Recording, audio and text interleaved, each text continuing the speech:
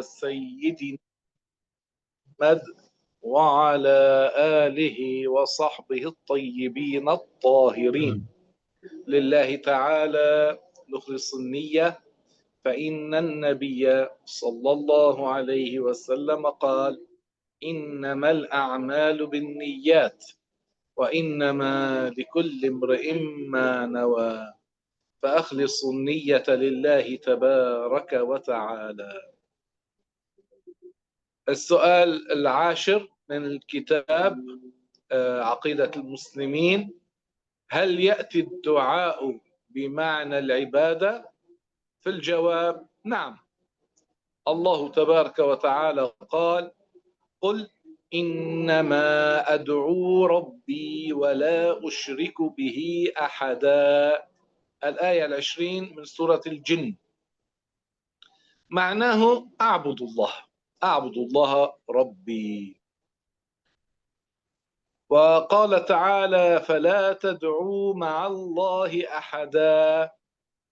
أيضا هذا دليل من القرآن الكريم أن العبادة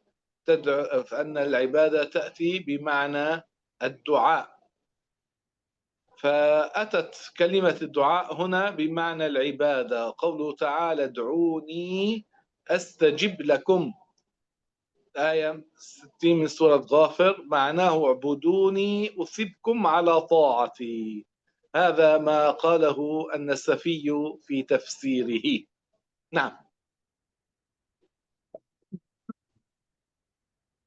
Bismillah, Alhamdulillah, wassallallahu wasallam ala rasulillah. Syekh mengingatkan kita untuk menghadirkan niat ikhlas karena Allah subhanahu wa ta'ala. Kita telah sampai pada pertanyaan yang ke-10, yaitu hal ya'ti ad-du'a bima'na ibadah. Apakah doa itu terkadang bermakna ibadah? Apakah doa juga bermakna ibadah? Jawabannya iya. Sebagaimana firman Allah Subhanahu wa taala yang menjelaskan tentang bahwasanya doa itu juga bermakna ibadah. Kata doa bermakna ibadah. Firman Allah di dalam surah Al-Jin ayat 20, Allah taala berfirman, "Qul innama ad'u rabbi wa la usyriku bihi ahada." Maknanya adalah a'budullah. Mana ad'u pada ayat tersebut itu maknanya adalah a'budullah. Jadi doa di situ bermakna ibadah. Begitu juga firman Allah yang menjelaskan bahwasanya doa itu juga bermakna ibadah pada firman Allah, "Fala tad'u ma'allahi ahada." Jadi di situ doa bermakna ibadah. Di dalam ayat yang lain, yaitu dalam surah Ghafir ayat 60, Allah Subhanahu wa taala berfirman, "Ud'uni astajib lakum." Di sini doa bermakna ibadah. Apa makna firman Allah, "Ud'uni astajib lakum"? Maknahu, sembahlah aku, maka aku akan memberikan pahala atas ketaatan yang kalian lakukan. Aku memberikan pahala kepada kalian atas ketaatan yang kalian lakukan. Jadi, doa pada ayat ini bermakna ibadah. Ini ditafsiri oleh Al-Imam An-Nasafi. إن جهل المشبهة بمعنى الدعاء الوارد في القرآن في مواضع متعددة في القرآن، كقوله تعالى في سورة الحج الآية 13: يدعو لمن ضره أقرب من نفعه، وقوله تعالى: ومن أضل ممن يدعو من دون الله من لا يستجيب له. الآية 5 من سورة الأحقاف. أدى بهم ليظنوا أن هذا الدعاء هو مجرد النداء. لذلك الأمر صاروا يقولون أن النداء نداء الرسول يا رسول الله أو يا نبي الله بعد وفاته أنه عبادة للنبي، أو أن إذا دعا الشخص فنادى أحد الأولياء أحد الصالحين، يا عبد القادر جيلاني، يا أحمد الرفاعي، يا دسوقي، يا بدوي أن هذا يعبده، ولم يعلموا أن معناها هنا العبادة التي هي غاية التذلل. فالكلام في الآية هي العبادة على معنى غاية التذلل، ليس على معنى النداء كما يفعل المسلمون إذا نادى نبيا أو وليا. فإن المفسرين قد أطبقوا على ذلك، قد أطبقوا على أن ذلك الدعاء هو عبادتهم لغير الله على هذا الوجه، ولم يفسره أحد من اللغويين والمفسرين بالنداء كما فعلت هذه الطائفة الشاذة. لذلك صار هؤلاء يكفرون من يقول يا رسول الله أو يا علي أو يا جيلاني أو نحو هذا في غير حالة حضورهم في حياتهم وبعد وفاتهم، ظنا منهم أن هذا النداء هو عبادة لغير الله. نعم. Kata Syekh, dikarenakan kebodohan orang-orang musyabbihah, orang-orang yang menyerupakan Allah Subhanahu wa taala dengan ciptaannya, kebodohan mereka tentang makna ibadah yang disebutkan di dalam Al-Qur'an pada beberapa tempat di dalam Al-Qur'an. Mereka memaknai kata doa di dalam Al-Qur'an itu hanya sekedar memanggil. Seperti firman Allah Subhanahu wa taala, yad'u liman darruhu aqrabu min naf'ih. Dalam surah Al-Hajj ayat 13. Begitu juga firman Allah Subhanahu wa taala, wa man adallu mimman yad'u min dunillahi man la yastajibu lah. Surah Al-Ahqaf ayat 5. Dikarenakan kebodohan mereka tentang makna doa, karena mereka menyangka bahwasanya doa itu hanya bermakna bermakna memanggil, mereka menyangka bahwasanya doa pada ayat yang telah kita sebutkan itu bermakna memanggil. Mereka tidak mengetahui bahwasanya makna doa di dalam ayat yang telah kita sebutkan tadi itu adalah ibadah, itu ibadah yang bermakna ghayatut tazallul, yaitu kita menjadikan puncak kerendahan diri kita hanya kepada Allah Subhanahu wa taala. Jadi dikarenakan kebodohan mereka memaknai doa di dalam ayat tersebut adalah panggilan, sehingga mereka mengkafirkan orang-orang yang memanggil Sayyidina Muhammad. Mereka mengkafirkan orang-orang yang memanggil Ahadul Aulia, salah seorang aulia. Mereka mengkafirkan orang-orang yang memanggil salah satu orang-orang salih. Kenapa? Karena kebodohan mereka terhadap makna doa di dalam ayat yang telah kita sebutkan. Sesungguhnya ahli tafsir mereka telah menetapkan bahwasanya makna ibadah, bahwasanya makna doa di dalam ayat tersebut itu adalah ibadah. Itu adalah ibadah. Dan tidak ada satupun dari ulama tafsir yang mengatakan, ulama tafsir begitu juga ahli bahasa, ulama dari karangan ahli bahasa yang mengatakan bahwasanya doa di dalam ayat tersebut itu bermakna ibadah, bermakna panggilan. Tidak ada. Oleh karena itu, mereka mengkafirkan orang-orang yang mengatakan wahai Rasulullah. Karena kita memanggil Rasulullah, jadi mereka kafirkan ketika kita memanggil Rasulullah. Mereka mengkafirkan orang-orang yang memanggil ya Ali. Mereka mengkafirkan orang-orang yang memanggil Jilani.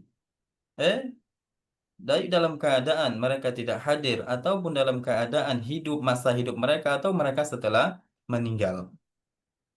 Apa-apa mereka menyangka bahwasanya nida atau doa di dalam ayat tersebut itu bermakna an-nida, yaitu memanggil, sehingga mereka mengkafirkan orang-orang yang memanggil Rasulullah, begitu juga para aulia atau orang-orang salih.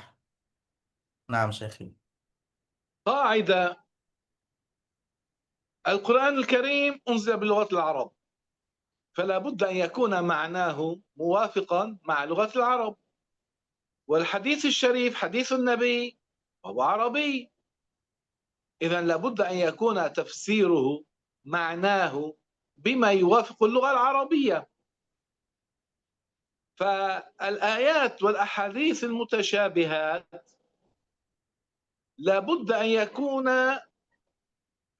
على وجه تحتمله لغة العرب، الوجه الذي لا يتعارض مع الآيات المحكمات، الوجه الذي لا يحصل أن آيات القرآن أو أحاديث النبي تتعارض تتناقض، بل القرآن الكريم آياته تتعاضد، والحديث الشريف أحاديثه تتعاضد، ولا يوجد حديث ثابت صحيح للنبي يعارض القرآن، ولا يوجد نص قرآني يعارض حديثا نبويا صحيحا ثابتا عن رسول الله. فلا بد من تفسير القرآن والحديث بما يوافق اللغة العربية، لا يجوز تفسيرهما بما لا يوافق اللغة العربية كما فعل هؤلاء المشبهة. هؤلاء يعني فتحوا بابا للناس يوقعونهم في الكفر والضلال والعياذ بالله تعالى. هؤلاء ليس عندهم دليل، إنما عندهم شبهات، نسأل الله السلامة من شبهاتهم. نعم. Satu kaidah penting perlu kita ketahui, kata Syekh, bahwasanya Al-Quran itu diturunkan dengan bahasa Arab. Jadi ketika kita mentafsiri ayat Al-Quran, memaknai Al-Quran, itu mesti sesuai dengan kaidah-kaidah di dalam bahasa Arab. Begitu juga hadis. Hadis baginda Rasulullah Shallallahu Alaihi Wasallam itu juga berbahasa Arab. Maka ketika kita memaknainya mesti sesuai dengan bahasa Arab. Ayat-ayat Al-Quran, begitu juga hadis-hadis baginda Rasulullah Shallallahu Alaihi Wasallam itu yang mutasyabihat, ayat-ayat Al-Quran yang mutasyabihat, begitu juga hadis-hadis baginda Rasulullah yang mutasyabihat, itu mesti dimaknai sesuai dengan kaidah dalam bahasa Arab, sesuai dengan makna-makna yang disebutkan di dalam bahasa Arab, yang mana makna tersebut tidak boleh bertentangan dengan ayat-ayat yang muhkamat. Ayat Al-Quran dengan ayat yang lainnya itu tidak pernah bertolak belakang. Hadis baginda Rasulullah dengan hadis yang lainnya itu tidak pernah bertolak belakang, melainkan ayat dengan yang lainnya, hadis dengan hadis yang lainnya itu sama-sama menguatkan apa yang disabdakan oleh baginda Rasulullah Shallallahu Alaihi Wasallam. Maka tidak boleh bagi kita untuk menafsiri ayat-ayat mutasyabihat, begitu juga hadis-hadis mutasyabihat dengan penafsiran yang tidak sesuai dengan kaidah bahasa Arab. Oke. Adapun orang-orang musyabbihah wahabiyah, mereka mentafsiri Al-Quran semau mereka saja. Mereka tujuan mereka untuk mentafsiri, memaknai ayat dengan salah seperti itu adalah mengkafirkan orang-orang, menyesatkan orang-orang. Mereka pada dasarnya tidak memiliki dalil.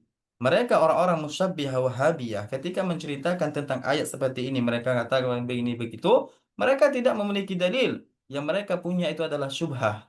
Syubhah itu adalah sesuatu yang tidak menyampai pada suatu kebenaran. Itu syubhah. Kalau dalil itu adalah sesuatu yang nanti membawa kita kepada suatu kebenaran. Adapun syubhah itu adalah sesuatu yang tidak membawa kita kepada suatu kebenaran. Jadi yang digunakan oleh mereka itu adalah syubhah. Yang dikatakan oleh mereka adalah syubhah. Jadi tujuan mereka tidak lain tidak bukan hanyalah menyesatkan dan mengkafirkan orang-orang. Naam, Syekh. وماذا يقول هؤلاء المشبهة المجسمة نفاة التوسل فيما رواه البخاري، الإمام البخاري مشهور معروف في الأدب المفرد، باب ما يقول الرجل إذا خطرت رجله، أنه عن ابن عمر أنه خطرت رجله، عبد الله بن عمر الصحابي المعروف المشهور، عبد الله بن عمر بن الخطاب، أنه خطرت رجله، فقيل له اذكر أحب الناس إليك، فقال يا محمد. قال يا محمد بعد وفاة النبي صلى الله عليه وسلم، فهل يكفرونه لهذا النداء لعبد الله بن عمر؟ وهو إمام مجتهد من أعلم الصحابة، أو ماذا يفعلون؟ وماذا يقولون في إيراد الإمام البخاري لهذا الحديث؟ هل يحكمون عليه أن الإمام البخاري وضع في كتابه الشرك ليعمل به؟ كلامهم عجيب. ثم إمامهم الذي هم يتعلقون به وهو ابن تيمية، هو ذكر أن هذا موجود ذكره في كتابه الكلم الطيب، قال عنه كلام طيب. فهل يكفرون إمامهم قدوتهم ابن تيمية؟ نسأل السلامة من شر هؤلاء ومن سقم أفهامهم. على أن الخدر، أن ابن عمر لما خدرت رجله الخدر هو مرض شبه التشنج، ليس ما يسمى في بلاد الشام عند العامة التنميل، لا، إنما عنده شبه التشنج. نعم.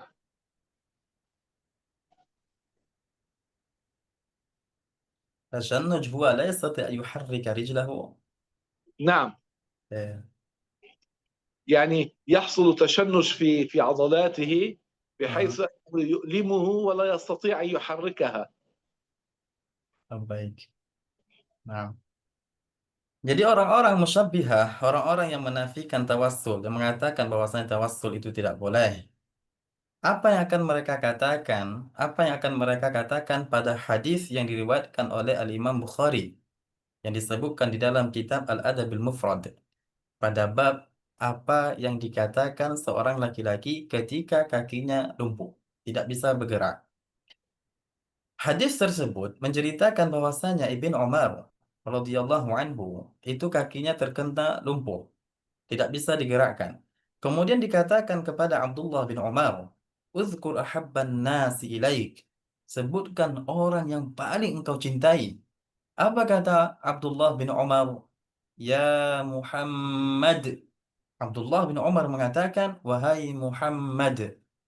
Apakah mereka akan mengkafirkan Abdullah bin Umar disebabkan ia memanggil Rasulullah? Sedangkan Abdullah bin Umar adalah seorang mujtahid.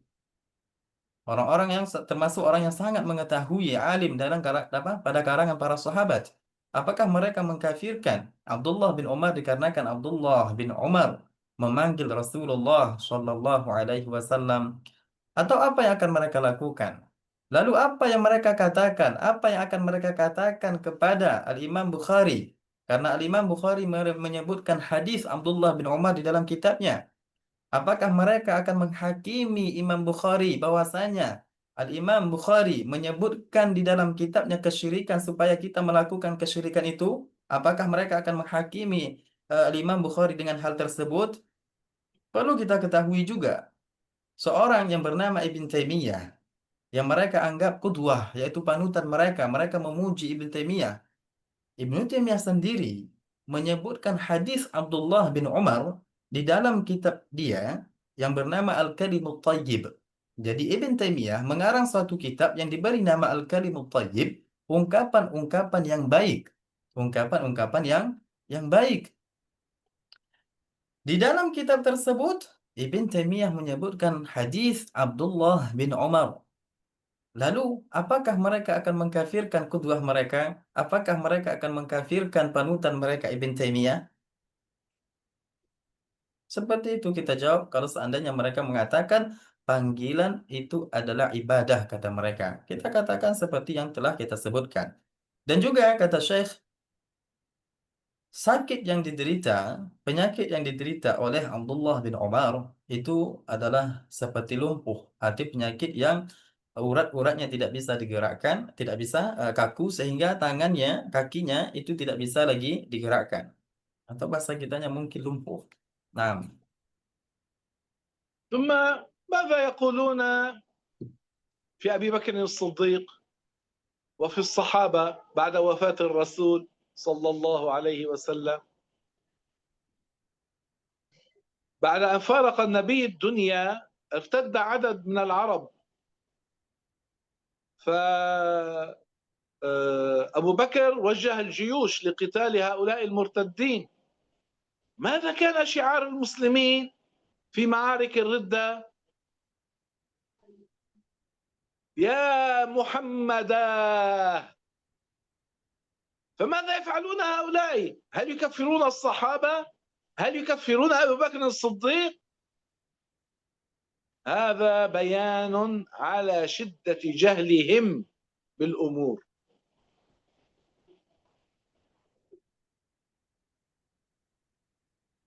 ثم الصحابة ما كان يجوز لهم أن يقولوا بوجه النبي يا محمد، بل كانوا ينادونه يا رسول الله، يا نبي الله. فماذا يقولون؟ فتبين أن كلامهم فاسد، ما هو إلا شبهات. Nah, Kemudian kita katakan kepada orang-orang yang mengatakan bahwasanya memanggil itu adalah satu ibadah. Apa yang akan kalian katakan terhadap sahabat Abu Bakar, begitu juga sahabat-sahabat yang lainnya? Bukankah artinya pada sahabat-sahabat yang lainnya setelah wafat baginda Rasulullah sallallahu alaihi wasallam. Jadi, setelah Rasulullah sallallahu alaihi wasallam wafat, itu banyak sekali dari kalangan orang-orang Arab yang murtad, yang keluar dari agama Islam. Lalu apa yang dilakukan oleh Abu Bakar, begitu juga para sahabat yang lainnya? Mereka mempersiapkan tentara-tentara untuk memerangi orang-orang yang keluar dari agama Islam. Kemudian mereka melakukan syiar. Artinya apa? Mereka melakukan syiar dengan ucapan atau dengan kalimat, Ya Muhammadah. Bukankah ini panggilan? Lalu apa yang akan mereka katakan kepada Abu Bakar, begitu juga para sahabat yang lainnya? Apakah mereka akan mengkafirkan Abu Bakar? Apakah mereka akan mengkafirkan para sahabat yang lainnya ketika mereka mengatakan Ya Muhammadah?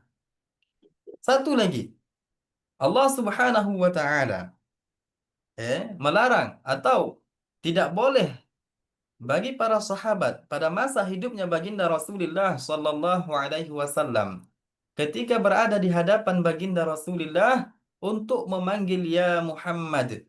Tidak boleh. Akan tetapi apa? Mereka memanggil baginda Rasulullah sallallahu alaihi wasallam dengan kata Ya Rasulullah. Apa yang akan mereka katakan? Apa yang akan kalian katakan tentang hal ini? Apakah kalian mengkafirkan para sahabat? Ya, jadi dapat kita ketahui dari ini bahwasanya mereka adalah orang-orang bodoh. Mereka adalah orang-orang yang tidak memahami kata ibadah.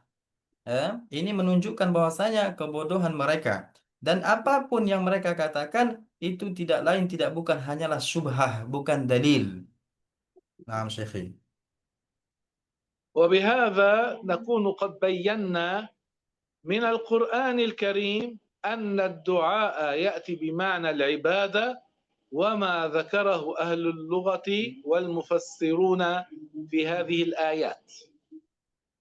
أما من الحديث الشريف فقد ورد في الحديث إن الدعاء هو العبادة. هذا الحديث رواه الإمام البخاري في الأدب المفرد في باب فضل الدعاء. ومعنى العبادة هنا الحسنات.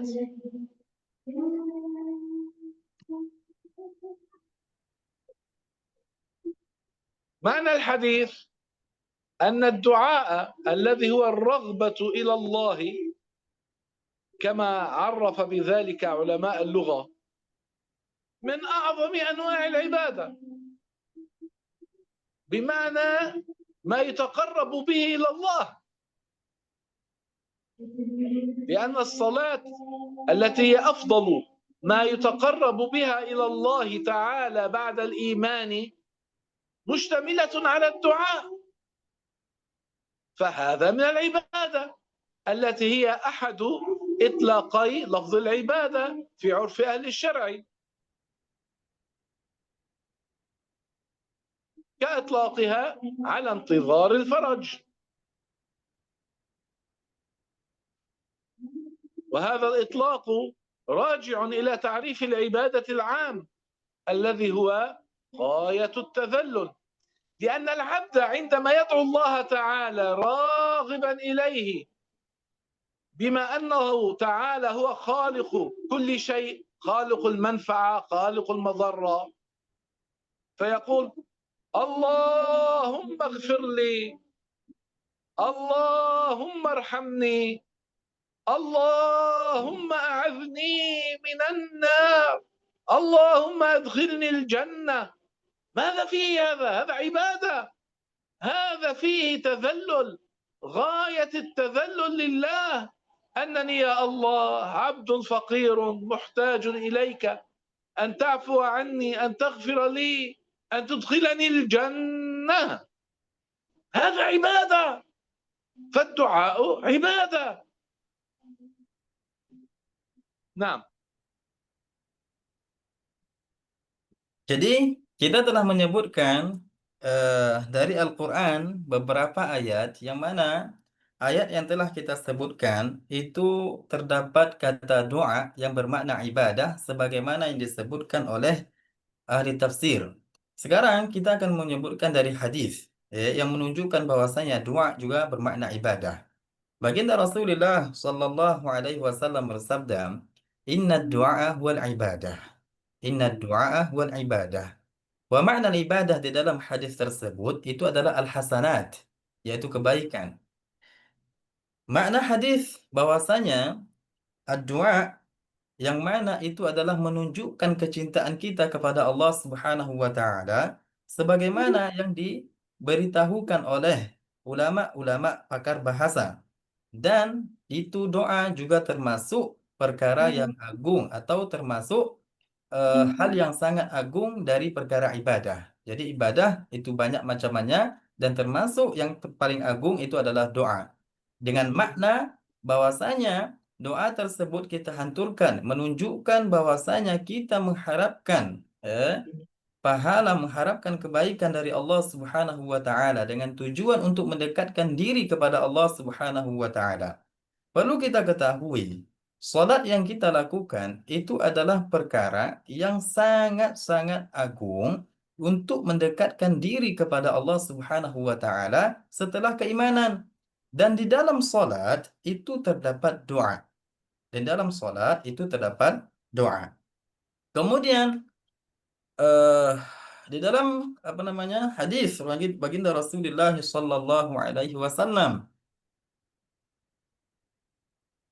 seperti kita meminta kepada Allah Subhanahu wa taala, menunggu akan diberikan kelapangan dari kesulitan kita. Ini juga merupakan doa yang kita hanturkan kepada Allah Subhanahu wa taala, yang itu juga termasuk ibadah karena di situ menunjukkan bahwasanya kita merendahkan, menunjukkan kerendahan diri kita hanya kepada Allah Subhanahu wa taala. Seperti kita mengatakan, "Ya Allah, lindungilah aku. Ya Allah, jauhkanlah aku dari api neraka." Bukankah ketika kita meminta kepada Allah Subhanahu wa taala, kita berdoa kepada Allah Subhanahu wa taala dengan mengatakan, "Ya Allah, jauhkanlah aku, lindungilah aku dari api neraka, lindungilah aku dari mara bahaya." Bukankah ketika kita berdoa, di situ terdapat ghayatut tazallul, bahwasanya kita meminta kepada Allah dengan rasa perendahan pengagungan yang sangat tinggi, yang mana pengagungan itu, yang mana perendahan diri kita itu hanya untuk Allah Subhanahu wa taala. Yang artinya kita membutuhkan kepada Allah, kita membutuhkan Allah Subhanahu wa taala ke dalam apa? Pada masa kesulitan kita. Naam Syekhi. نعم. ثم من المعلوم أن العبادة تطلق من باب الحقيقة الشرعية المتعارفة عند حملة الشريعة على فعل ما يتقرب به إلى الله، مثلا الصلاة عبادة، الصيام عبادة، فعل يتقرب به إلى الله. تطلق إذا العبادة من باب الحقيقة الشرعية المتعارفة عند حملة الشريعة على فعل ما يتقرب به إلى الله.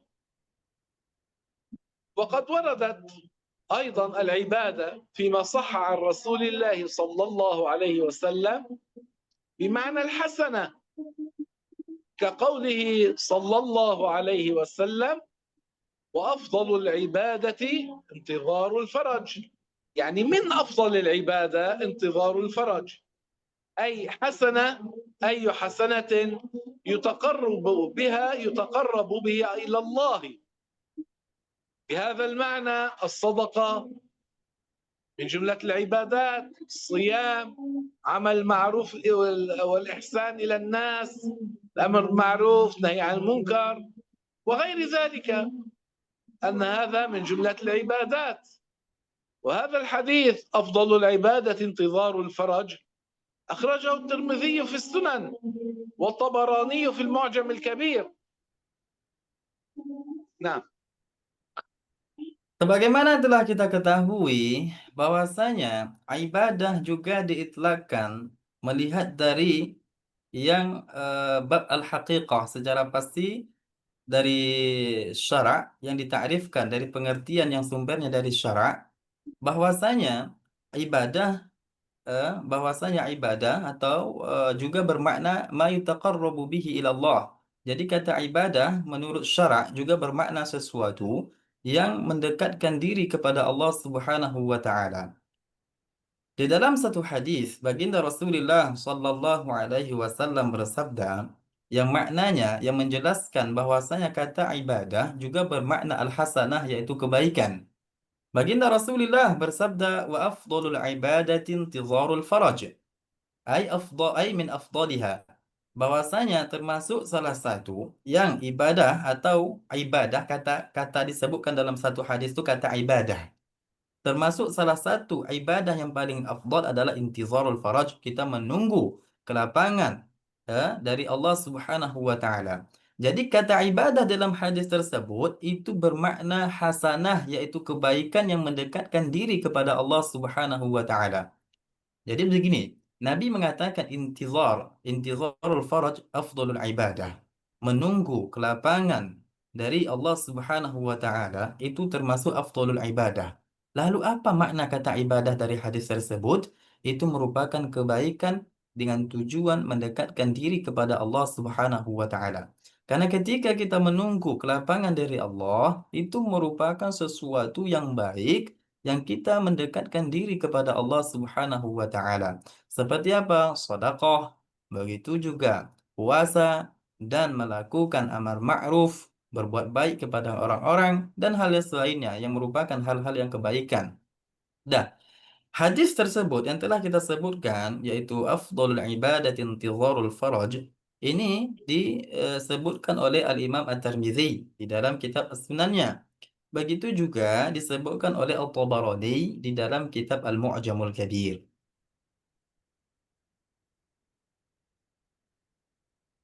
Naam, Syekhi. نذكر السؤال الذي يليه لأنه أيضا يتعلق بالعبادة. Baik. تابعوا. هل يأتي الدعاء بغير معنى العبادة؟ الجواب نعم. الدليل على ذلك من القرآن الكريم قول الله تعالى: لا تجعلوا دعاء الرسول بينكم كدعاء بعضكم بعضا. الآية 63 من سورة النور. من هذه الآية نستدل على أن الدعاء يأتي بمعنى غير العبادة. النداء حرم نداؤه صلى الله عليه وسلم بلفظ يا محمد في وجهه في حياته بعد نزول الآية المبينة أعلاه، هذه التي ذكرناها: لا تجعلوا دعاء الرسول بينكم كدعاء بعضكم بعضا.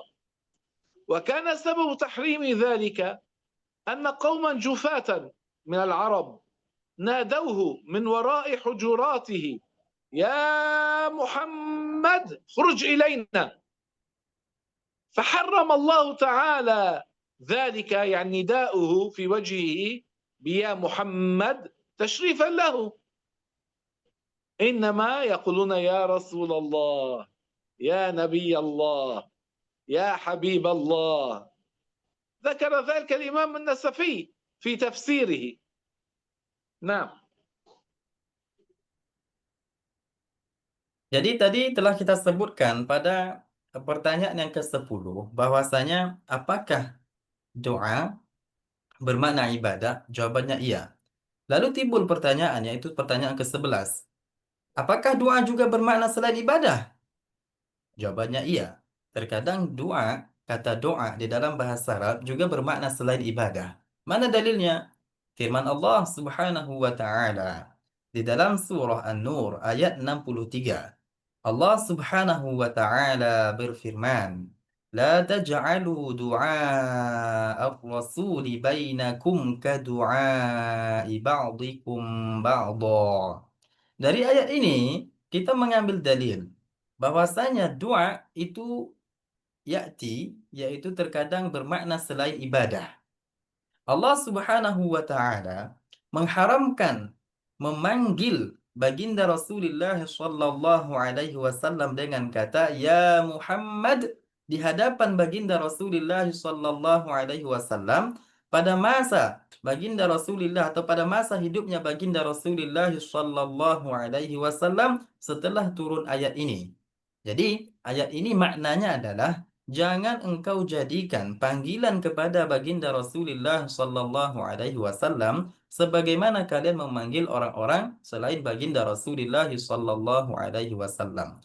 Jelas ya? Jadi ceritanya atau sebab turunnya ayat ini bahwasanya ada sekelompok orang yang dari pedesaan, dari kampung itu datang kepada Rasulullah sallallahu alaihi wasallam. Lalu mereka memanggil baginda Rasul, di eh, eh, di belakang tempat baginda Rasulullah sallallahu alaihi wasallam. Lalu mereka mengatakan memanggil baginda Rasul, "Ya Muhammad, ukhruj ilaina." Maka ketika itu Allah Subhanahu wa taala mengharamkan untuk memanggil baginda Rasulullah di hadapannya masa hidupnya baginda Rasulullah dengan ungkapan atau dengan panggilan ya Muhammad. Dengan tujuan apa Allah mengharamkan itu? Dengan tujuan untuk memuliakan baginda Rasulullah sallallahu alaihi wasallam.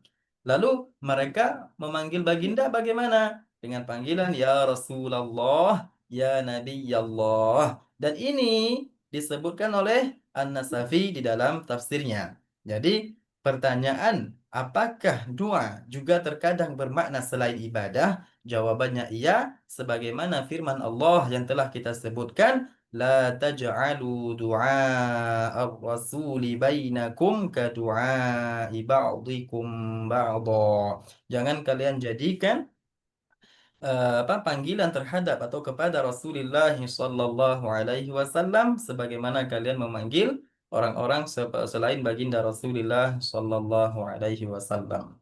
Naam, Syekh. وأما توسل الأعمى الذي طلب من الرسول صلى الله عليه وسلم أن يدعو له بالشفاء، فعلمه الرسول صلى الله عليه وسلم أن يقول اللهم إني أسألك وأتوجه إليك بنبينا محمد نبي الرحمة، يا محمد إني أتوجه بك إلى ربي عز وجل في حاجتي، يعني يذكر حاجته لتقضى لي. فكان هذا دعاء وذكر يا محمد بلفظ يا محمد في غير حضرة الرسول، ليس بمواجهة الرسول، لأن الرجل ذهب أتى الميضأ وتوضأ وصلى ركعتين وقال هذا الدعاء عقب الصلاة الركعتين، لم يكن بحضرة الرسول عليه الصلاة والسلام، بل كان في حياته في غير حضرته. وقد روى هذا الحديث الإمام الطبراني في المعجم الصغير وفي المعجم الكبير أيضا. نعم. Nah, kita telah sebutkan bahwasanya Allah Subhanahu wa taala mengharamkan memanggil baginda Rasulullah sallallahu alaihi wasallam di hadapan baginda Rasul, begitu juga pada saat baginda Rasulullah masih hidup dengan panggilan ya Muhammad. Allah haramkan itu. Ingat, di hadapan baginda Rasul dan pada saat baginda Rasul masih hidup, Allah haramkan untuk memanggil baginda dengan kata ya Muhammad. Lalu, bagaimana dengan hadis Rasulullah Shallallahu Alaihi Wasallam bukankah mengajarkan kepada orang yang buta untuk mengatakan ya Muhammad? Perlu kita ketahui bahwasanya tawassulnya orang buta yang meminta kepada Rasulullah Shallallahu Alaihi Wasallam agar didoakan, agar baginda Rasul mendoakannya untuk mendapatkan kesehatan. Rasul mengajarkan ia doa, Allahumma inni as'aluka wa atawajjahu ilaika binabiyyina Muhammad nabiyyir rahmah. Ya Muhammad, inni atawajjahu bika ila Rabbi azza wa jalla fi hajati. Rasul mengajarkan doa kepada orang yang buta tersebut itu ya Muhammad dengan panggilan kata Muhammad. Bukankah Allah Subhanahu wa taala mengharamkan itu? Perlu kita ketahui doa ini diajarkan dan diucapkan oleh orang yang buta itu, lalu orang buta itu mengucapkannya, membacanya ketika tidak di hadapan baginda Rasulullah sallallahu alaihi wasallam. Jadi Rasulullah mengajarkan dia doa itu, lalu Rasul menyuruh dia untuk pergi berwudu, kemudian melaksanakan salat 2 rakaat, lalu mendoakan atau lalu berdoa dengan ucapan ya Muhammad. Dan ini kejadian dia memanggil, dia mengatakan ya Muhammad itu di belakang baginda Rasulullah sallallahu alaihi wasallam, bukan di hadapan baginda Rasul. Dan hadis ini disebutkan oleh At-Tabarani di dalam kitab Al-Mu'jam As-Saghir. فماذا يقول هؤلاء المشبهة، هؤلاء المجسمة، نفاة التوسل بحديث الطبراني هذا؟ هل يقولون أن النبي كان يعلم الناس الكفر لأنه علمه أن يقول يا محمد بغير حضرته؟ نسأل الله السلامة. Lalu, apa yang akan mereka katakan? Apa yang akan dikatakan oleh orang-orang yang mengatakan bahwasanya tawassul itu tidak boleh? Apa yang akan dikatakan oleh orang-orang musyabbihah wahabiyah dengan hadis ini? Bukankah baginda Rasul mengajarkan orang buta itu untuk mengatakan ya Muhammad? Apakah mereka akan mengatakan bahwasanya baginda Rasul mengajarkan orang kekufuran? Wal'iyadzubillah. Kita meminta kepada Allah Subhanahu wa taala keselamatan dari keyakinan dari kekufuran seperti ini. طيب إلى هنا لأحد عنده سؤال أو استيضاح أو استفسار؟ Sampai di sini pembahasan kita. Ada yang mau bertanya atau minta penjelasan lebih luas lagi? Minta ya, minta penjelasan.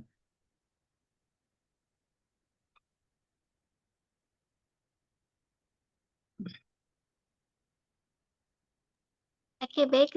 Silakan untuk para jemaah yang ingin bertanya, silakan di kolom komentar atau membuka mic-nya. Seputar materi maupun yang belum jelas, boleh ditanyakan.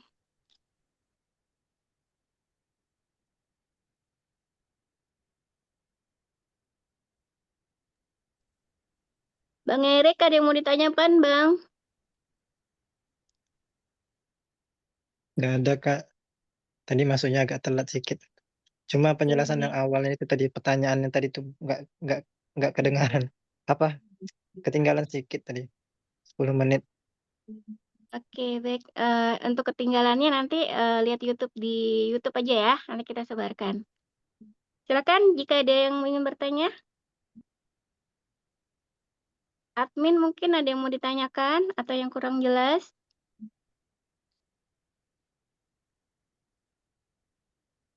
Kayaknya tidak ada, Ustadz. Syekh, Silakan la yujad soal. نعم تفضل. La yujad. لا يوجد؟ Ya, ما شاء الله، ما شاء الله، الحمد لله. nata'akkad min. إذا كان لا يوجد إذا اليوم إلى هنا إن شاء الله تعالى نتوقف هنا بإذن الله. Jadi kata Syekh, Kata Syekh, kalau memang tidak ada pertanyaan, kita sampai di sini dulu ya. Insya Allah akan kita lanjutkan. Pertanyaan, kalau seandainya betul-betul tidak paham, dikasih tahu nanti diulangi seperti itu. Tidak harus, oh ini tidak paham. Kalau seandainya memang tidak paham dari awal sampai akhir, dipertanyakan kita ulangi insya Allah. Kalau tidak ada, betul-betul tidak ada dan semuanya sudah paham, kita akhiri sampai di sini. Ustaz, Hmm. kalau kita berdoa itu, apakah orang yang suka misalnya dia benci sama orang yang berdoa yang panjang-panjang itu, Ustaz, apakah itu boleh membenci orang yang berdoa misalnya terlalu lama seperti itu? Misalnya ada imamnya berdoa lalu dia mencelanya seperti itu dan mengatakan mencacinya seperti itu, Ustaz. Iya, seperti itu. Syekh, نعم. واحد يكره على من يدعو الله تعالى بأدعية طويلة. هل هذا الذي ماذا يفعل؟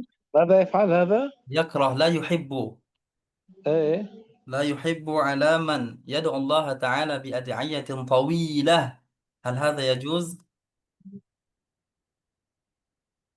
هو إذا كان منشغلا أو مريضا فلا يريد أن يدعو الله بدعاء طويل فليقتصر على دعاء قصير ولا يستمع إلى ذاك الذي يدعو ودعاؤه يكون طويلا.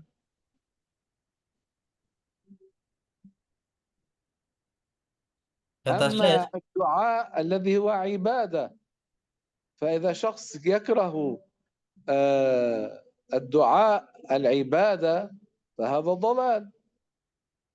لكن هل هو هكذا حاله؟ هكذا حتى بلغ إلى حد يستهزئه. هلا هل هو يكره الدعاء أم يكره ذاك الشخص الذي دعا الذي يدعو؟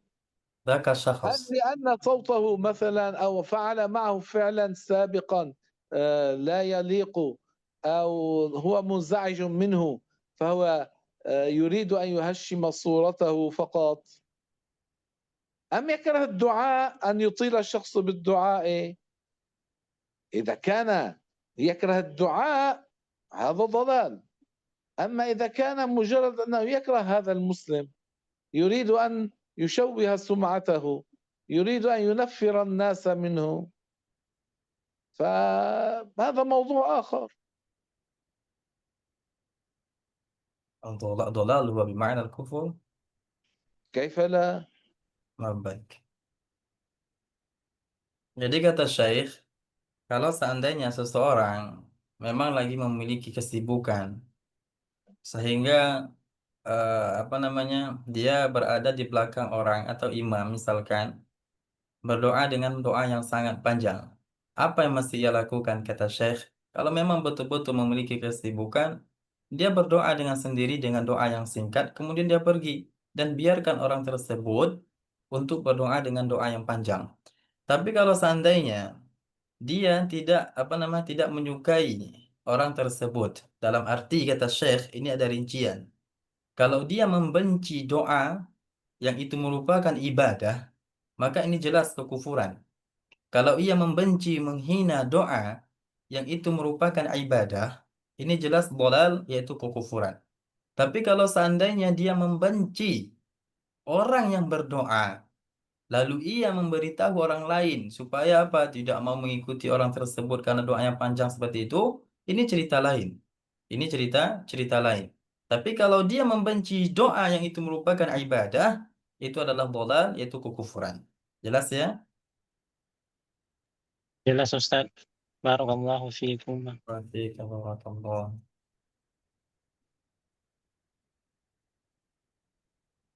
هذا lagi? Ada lagi? Bertanya Ustadz, mau menanyakan redaksi redaksi hadis yang orang buta itu. Ya Allahumma inni as'aluka wa atawajjahu ilaika. Yang saya tanyakan binabiyika atau binabiyina. Itu semuanya betul atau salah satu yang benar? Barakallahu fiik.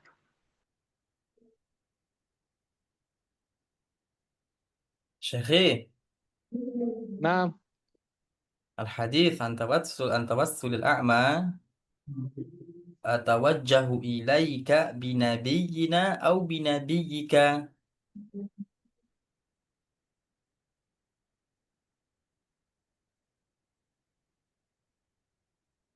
أو كلاهما الصحيح. هلا المعنى كليهما المعنى فيه صحيح، والحديث يجوز روايته بالمعنى. أما النص نحتاج إلى مراجعة الطبراني ماذا أورد. Oke lah, baik. Jadi dari segi makna, kalau kita katakan wa atawajjahu ilaika binabiyyina atau binabiyyika, itu keduanya benar. Dan hadis itu juga boleh diriwayatkan dari segi makna. Tapi dari nas atau teks hadis yang disebutkan oleh At-Tabarani di dalam kitab Al-Mu'jamus Shaghir misalkan, itu nanti kita cari, kita butuh murojaah apa teks yang disebutkan oleh At-Tabarani, binabiyika atau binabiyina. Nah,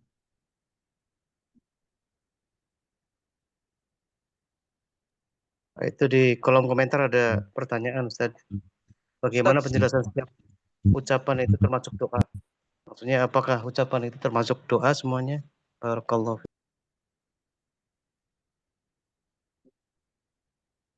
Syekhi, نعم شاع بعض السؤال هل كل قول هو الدعاء؟ ماذا يعني كل قول هو الدعاء؟ ما لم أفهم.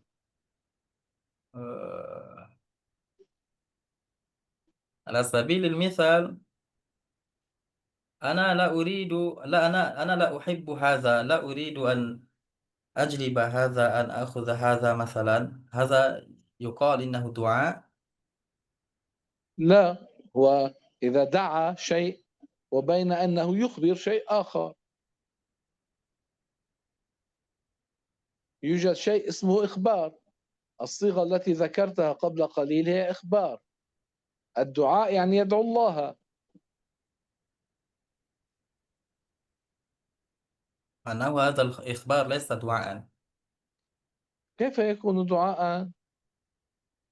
إذا قال أنا لا أرغب بشرب الشاي، هل هذا يعني أنه يدعو الله؟ لا، ليس دعاء. Baik. Jadi pertanyaan itu adalah bagaimana penjelasan setiap ucapan itu termasuk doa. Terkadang ucapan itu tidak semuanya doa, oke? Ada ucapan itu juga dalam bentuk ikhbar, yaitu memberitahu. Kata Syekh seperti saya katakan, saya ucapkan, aku meminum teh. Di sini ikhbar, itu memberitahu kepada orang lain kalau saya minum teh, dan ini bukan doa. Kalau ucapan itu memang betul-betul bentuknya doa, maka kita katakan itu doa. Jelas ya? Assalamualaikum Ustaz. Ustaz, saya mau bertanya Ustaz. سلم عليك، رد عليه. Waalaikumsalam. Ustaz, bagaimana kalau ada orang kayak anak muda tidak pernah belajar ilmu agama, itu bagaimana Ustaz? Itu kekufuran atau bagaimana Ustaz? Apa? Bagaimana ini Ustaz? Kayak anak muda begitu Ustaz, kalau yang tidak pernah belajar ilmu agama itu Ustaz, bagaimana itu? Apakah dia itu mendekat kekufuran atau bagaimana? Syekhi, alladhi la yata'allamu ilma ad-din, hal nahkumu alaihi bil kufur? لا نحكم على شخص بالكفر إن كان ظاهره الإسلام إلا إذا صدر منه كفر. الذي لم يتعلم قد يكون هو تعلم كيفية الدخول في الإسلام واعتقد صحة الإسلام ونطق بالشهادتين يعتقدا بمعناهما، ولم يتعلم ما سوى ذلك من ضروريات أمور الدين. هذا مسلم لكنه عاص، صاحب كبيرة، واقع في الكبيرة.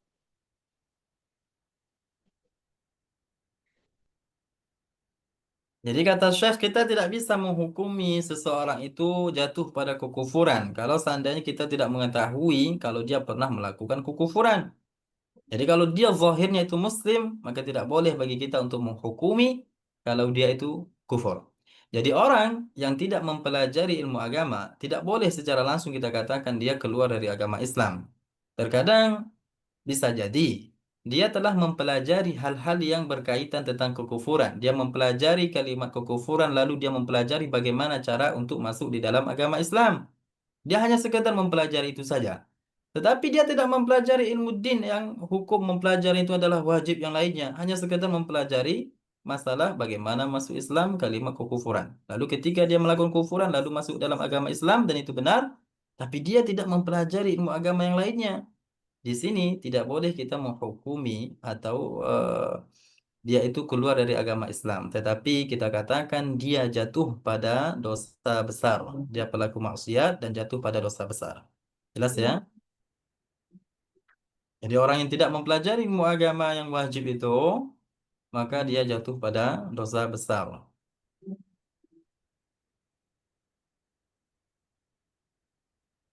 Maaf Ustaz, mau tanya, itu seorang hamba yang bertanya minta pada Allah menjaga, namun juga tanpa berdoa minta pun kita sudah tahu pada Allah itu ada kepada saya tentang doa.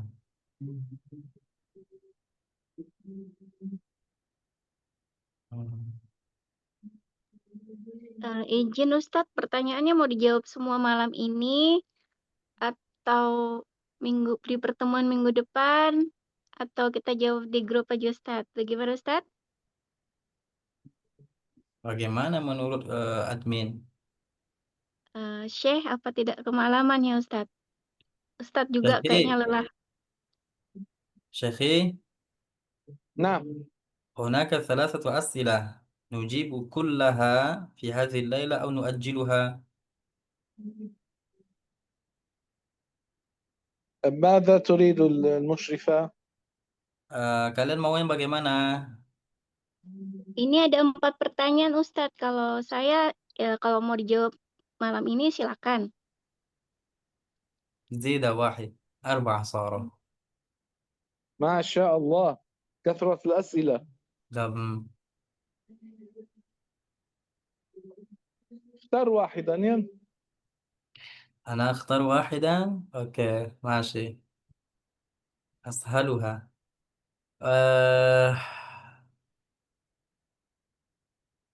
ما الحكم الذي يسمي شخصا بالمحيي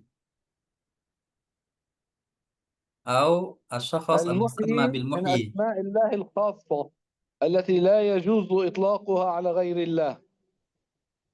حرام، لا يجوز. إن كان يفهم المعنى وسماه هكذا يعني نسب له الألوهية كفر، إن كان يفهم المعنى. أما إن كان لا يفهم المعنى لا يكفر.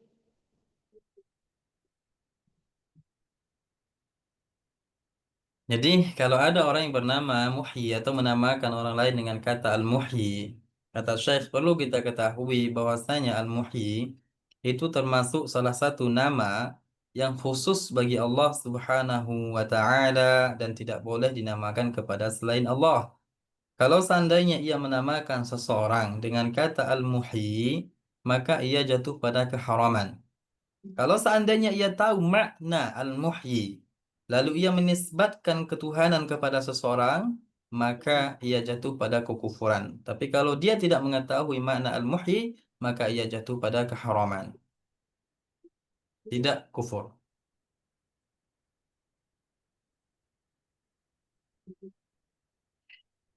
Oke, nu'ajjiluha.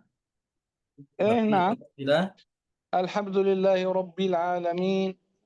اللهم صل على سيدنا محمد النبي الأمي الحبيب المحبوب العالي القدر العظيم الجاه، وعلى آله وصحبه وسلم.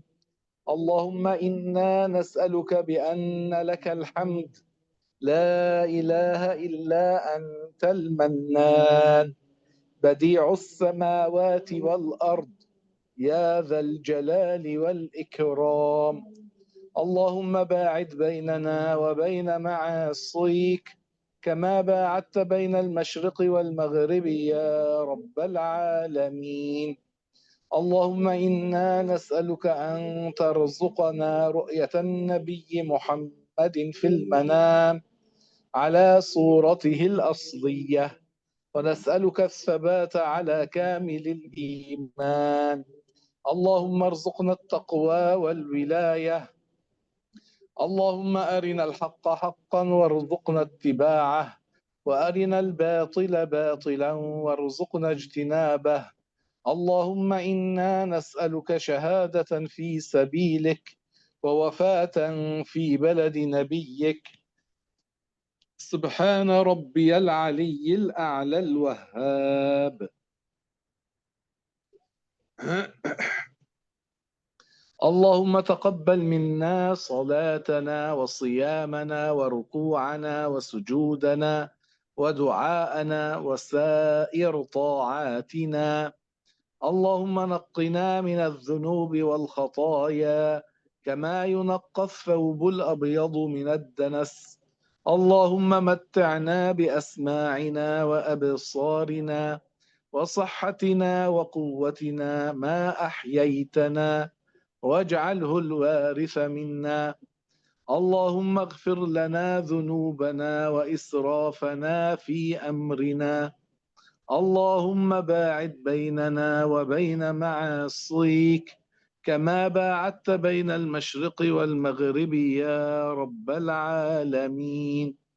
اللهم اكفنا بحلالك عن حرامك، وأغننا بفضلك عمن سواك يا أرحم الراحمين يا الله. اللهم علمنا ما ينفعنا، وانفعنا بما علمتنا، وزدنا علما. ربنا آتنا في الدنيا حسنة، وفي الآخرة حسنة، وقنا عذاب النار. ربنا لا تزغ قلوبنا بعد إذ هديتنا، وهب لنا من لدنك رحمة إنك أنت الوهاب. اللهم تجاوز عن سيئاتنا واجعل حسابنا يسيرا. اللهم عافنا واعف عنا، وتوفنا وأنت راض عنا. اللهم أدخلنا الجنة بسلام.